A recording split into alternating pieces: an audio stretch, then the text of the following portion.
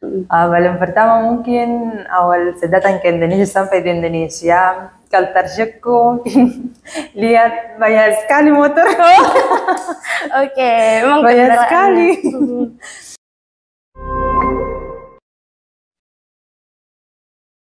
Assalamualaikum warahmatullahi wabarakatuh. Halo Sobat Iden, berjumpa lagi dalam Idealog, Identitas Berdialog. Hari ini saya Nabila Rifkawanuddin yang akan menemani Sobat Iden pada beberapa menit ke depan.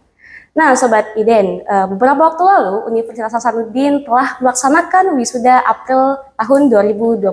Dan tentu di setiap wisuda tersebut ada mahasiswa atau wisudawan terbaik yang dinobatkan pada wisuda tersebut. Dan hari ini Identitas berkesempatan untuk mewawancarai salah satu wisudawan terbaik dari Fakultas Kedokteran Unhas pada program profesi dokter.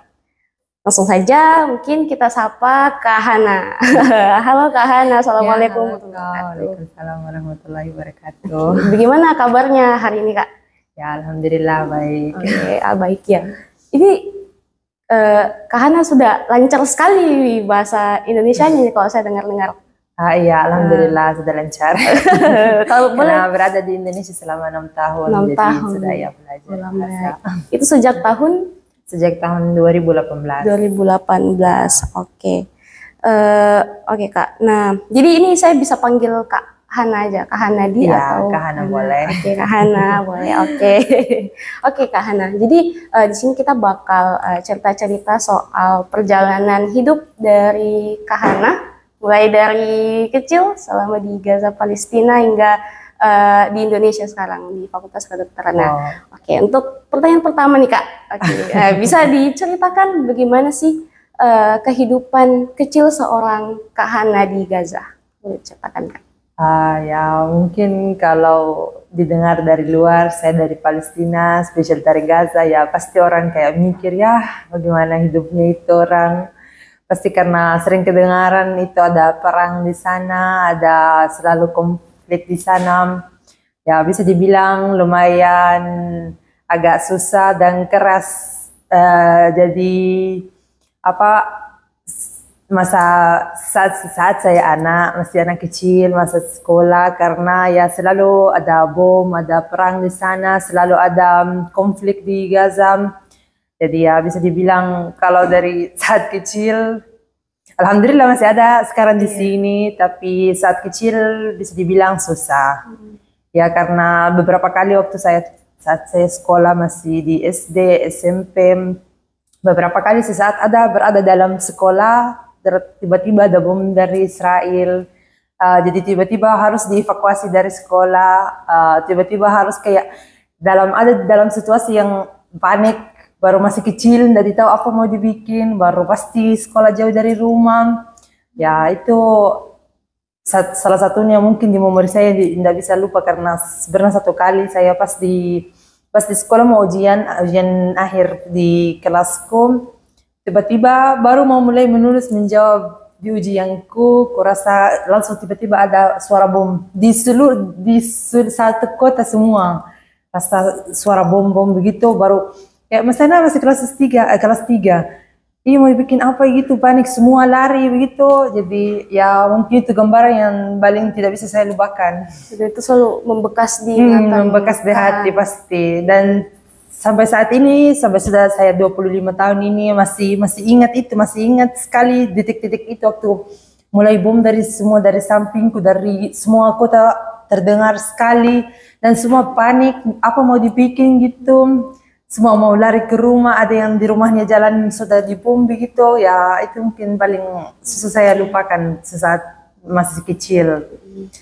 Dan mungkin lagi alhamdulillah di sana sempat situasinya baik, tapi ya lebih sering itu pasti perang, pasti diserang di situ, penjajah.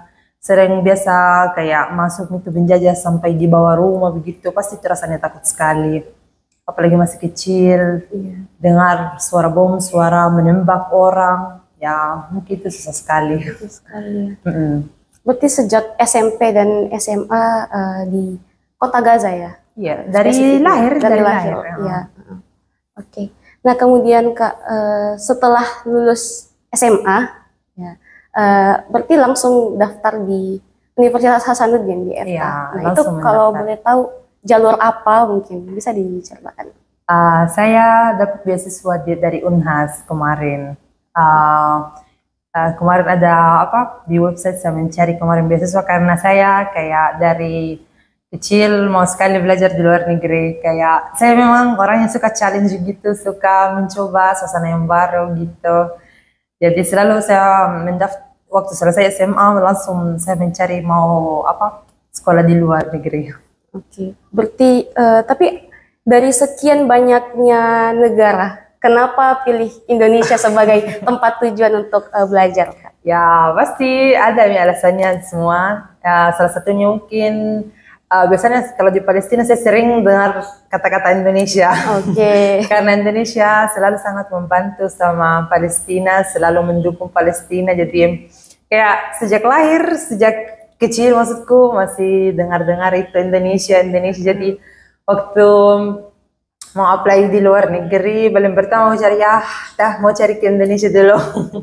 Saya mendaftar ke beberapa negeri, tapi ya masih tertarik ke Indonesia. Dan alhamdulillah lulusnya juga di Universitas Hasanuddin. Oke. Nah, dibilang kan warga negara asing ya, Kak. Itu apa kesan pertama saat tiba di Indonesia? Bagaimana tuh, Kak? Mungkin kesan pertama itu menurut saya Indonesia panas. Ya panas. Itu paling pertama mungkin juga ada kayak culture di sini beda sama di negara saya. Apa bahasa juga karena ya lumayan jauh beda bahasa Arab sama bahasa Indonesia. Oh, di Gaza dia pakai bahasa Arab. Bahasa Arab. Iya. Oke. Kalau tadi seperti singgung culture shock-nya gitu. Kira-kira atau mungkin di Makassar kayak makanannya ada yang nggak cocok atau bahkan ada yang disuka. Nah, itu boleh diceritain nggak, Kak? Paling pertama mungkin awal saya datang ke Indonesia sampai di Indonesia culture shockku lihat banyak sekali motor. Oke, memang banyak sekali. Karena di negaraku kayak tidak sebanyak di Indonesia, kayak langsung banyak sekali motor di sini dipakai. Baru kayak perempuan laki-laki yang pakai naik motor, jadi itu juga mungkin salah satu ya kayak masih aneh buat saya. Oke. Tapi tahu istilah ngata-ngata tidak? Itu kalau bawa motor gitu kayak ngerem, ngegas yang bising gitu. Oh iya. Oke. Nah, oke, Kak. Sebenarnya kalau tantangan sendiri selama berkuliah di FK Unhas, nah ada tidak tantangannya mungkin dari segi pembelajarannya atau interaksi dengan teman-temannya Kakak itu bagaimana? Bisa dibilang cukup apa? Cukup menurut saya kayak cukup orang Indonesia secara umum dulu. Mereka orangnya ramah, baik, dan selalu mau membantu orang lain. Apalagi kalau ditahu saya dari Palestina, pasti ditahu kayak dengan senang hati sekali itu membantu saya. Mulai dari teman kuliah, di dosen-dosen, di area fakultas, selalu alhamdulillah dapat orang yang baik dan membantu saya. Tidak pernah ada orang tolak saya kalau saya minta tolong sama orang. Insya Allah. Ya itu mungkin juga ya. Saya rasa juga itu kayak identik di Indonesia. Iya, betul sekali. Terus kalau pembelajaran di FK itu bagaimana, Kak? Ya kalau dibilang pelajaran pasti, apalagi kedokteran pasti ya susah awalnya. Karena dari segi saya mau yang pertama adaptasi dengan dengan situasi yang baru karena ya negara baru, bahasa baru, semuanya kayak ya situasi yang baru harus pertama adaptasi dengan lingkungan. Kemudian kalau di fakultas awalnya pasti saya bilang susah pasti. Nggak mungkin gampang. Meskipun orang Indonesia sendiri pasti dibilang kalau kedokteran susah. Tapi dengan berjalan waktu dan masih ada niat untuk mau belajar, bersemangat untuk belajar, apalagi ya dilihat situasi di sana di negara, lihat agak susah, mungkin orang tua juga susah, mereka masih berusaha sering untuk mengirim bantuan ke saya untuk saya lanjut sekolah di sini. Jadi mungkin itu motivasiku pertama untuk lanjut di Fakultas Kedokteran Universitas Hasanuddin dan bersemangat. Oke, bersemangat nih. Iya. Ya, memang pembelajaran kayak orang kalau dengar Fakultas Kedokteran kayak wah, ya, calon-calon dokter nih semua di sana. Apalagi susah ya, tapi ya harus bersemangat dan ada niat gitu, pasti bisa. Oke, nah kemarin kan Kak Hana itu dinobatkan sebagai wisudawan terbaik program profesi dokter. Ya. Oke, cocok. Cocok. Oke, nah itu bagaimana sih, bagaimana perasaannya Kak Hana setelah dinobatkan, diberitahu kalau Kak Hana itu jadi wisudawan terbaik? Ya pasti sangat bangga dengan itu dan senang, apalagi dikasih tahu orang tua, pasti mereka senang karena ya kayak sesuatu yang harus memang dibanggakan. Okay, betul sekali. Meskipun saya awalnya tidak tahu saya wisudawan terbaik. Cuman tahu dulu dibilang Hana duduk di depannya karena mau dekan mau dibagikan jas dokter. Saya tidak tahu bahwa saya mau. Udah dikasih tahu ya, surprise ceritanya berarti. Iya itu juga, wisudawan terbaik, Masya Allah. Oke. Dan akhirnya pada saat wisuda itu naik ke podium juga. Iya naik. Oke. Ayo Kak. Tapi saya kepo nih, Kak Hana ini ada join organisasi tidak selama di Unhas?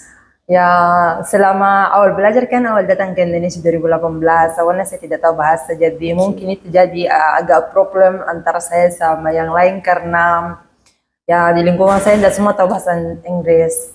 Kemudian setelah itu 2021 mulai COVID, semua pembelajaran jadinya online, jadi waktu itu tidak sempat saya mendaftar organisasi, tapi ya selalu saya kalau temanku biasanya pergi paksus atau pergi workshop atau gitu saya sering ikut. Mereka biasa ajak saya, tapi saya secara kayak formal saya mendaftar tidak ada.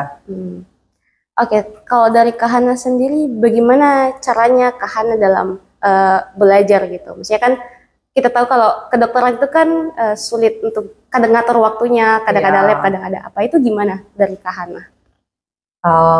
Harus ya bisa dibilang manajemen waktu gitu, karena biasanya itu kalau kedokteran tidak tahu fakultas yang lain, tapi biasa kedokteran yang mulai kuliah pagi jam 7:30 sampai biasanya jam 4, pasti capek lelah, habis itu mau pulang tidur, makan tidur sudah malam, itu belum mau belajar untuk ujian kalau ada tugas, jadi mungkin waktu istirahat sedikit, tapi itu harus kayak dibagikan baik-baik waktunya untuk bisa lewati itu. Betul. Karena harus, bukan wajib, bisa harus dilewati itu. Ya, harus ya.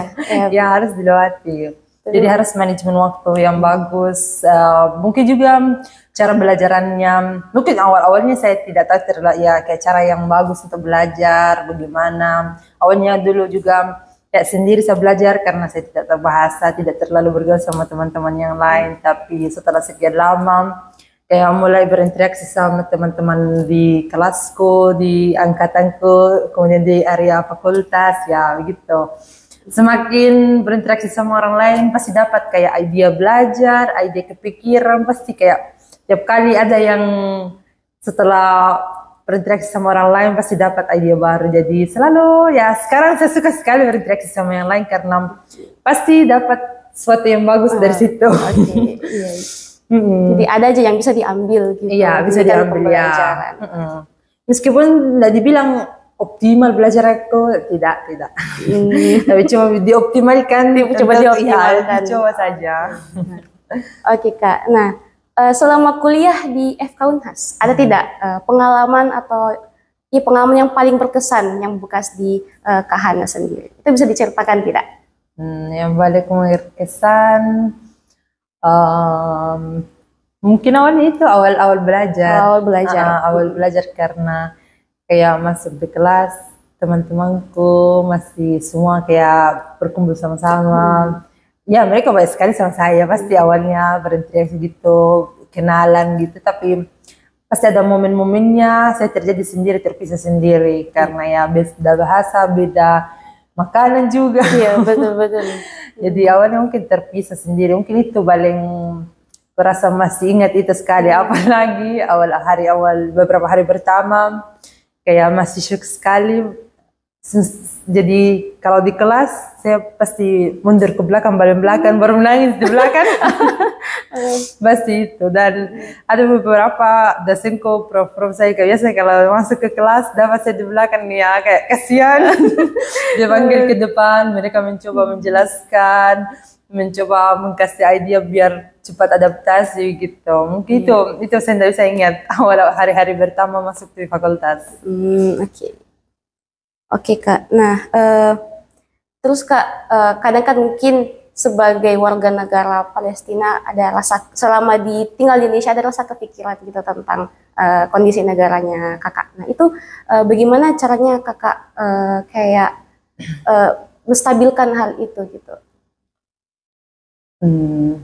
Ya karena saya memang dari sejak kecil mungkin saya sering ada dalam situasi itu, jadi sesaat terpisah atau keluar dari Palestina dan mulai belajar di sini, pasti tidak bisa saya bilang saya tidak pikir keluarga begitu, tidak. Pasti saya ada di pikiranku terus itu.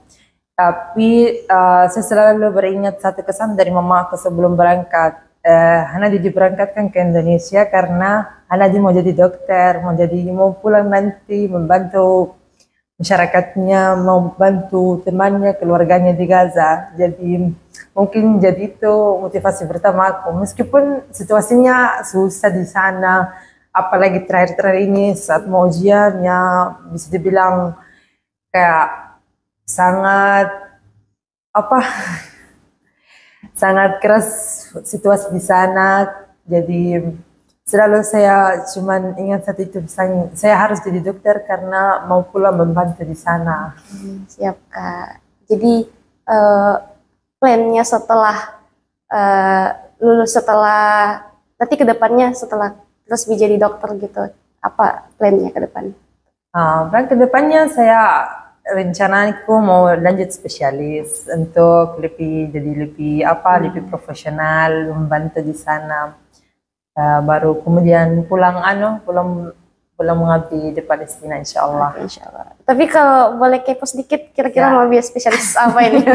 Ini pertanyaan yang paling sering ditanyakan kalau ada orang lulus kedok. Iya, saya dari dulu ingin sekali masuk bagian kardiologi jantung. Masya Allah. Mudah-mudahan bisa lulus itu. Oke, semoga bisa ya Kak. Amin. Nah oke Kak, mungkin ini pertanyaan terakhir dari saya. Nah, apa pesan yang ingin disampaikan kepada mahasiswa lain ataupun mungkin mahasiswa internasional yang ada di luar sana? Mungkin saya minta sama mereka bersabar dan ikuti perjalanan dan proses pembelajaran semestinya gitu, karena tiap step di hidup kita pasti mulainya dari susah, pasti. Dan kalau tidak dirasa itu bagaimana susah, tidak senang nanti kalau dapat yang enaknya gitu. Kalau sudah wisuda begini, apalagi dapat wisudawan terbaik, pasti ya senang sekali dan kayak bisa terhapus masa lalunya, masa susahnya, masa awal-awalnya bagaimana keras, bagaimana menangis, bagaimana saya mau hadapi ujian ini yang susah, bagaimana mau, apalagi itu ujiannya fakultas kedokteran banyak sekali, hampir tiap minggu ada ujian. Tiap minggu pasti itu. Ya capek, mengeluh begitu, tapi sesaat mau sudah selesai ujian kompetensi dokter UKMPP juga sudah lulus gitu, pasti enak sekali rasanya itu. Kayak senang dari hati, kemudian lihat keluarga senang karena saya sudah selesai, pasti itu kayak kasih kesan ya, meskipun ada susahnya pasti ada waktu untuk senang. Jadi semangat dan ikuti perjalanan dengan niat yang baik, bersemangat dan ingat selalu kita di dunia ini juga kalau berilmu kita beribadah. Betul sekali. Ya, jadi ya kita sambil belajar kita beribadah ini, jadi ya pasti pahalanya besar. Ya, jadi semangat belajar. Oke, semangat Spesial belajar. yang kedokteran semangat. Oke. Bisa ya, bisa. Bisa. Semua di FK baik sekali membantu. Jadi bisa ya. Oke Sobat Iden, itulah tadi perbincangan kita dengan Kak Hanadi. Semoga apa yang disampaikan oleh Kak Hanadi dan percakapan kita tadi dapat memberi motivasi kepada Sobat Iden yang sedang menonton. Oke Sobat Iden, saya tutup. Wassalamualaikum warahmatullahi wabarakatuh dan sampai jumpa. Sampai jumpa.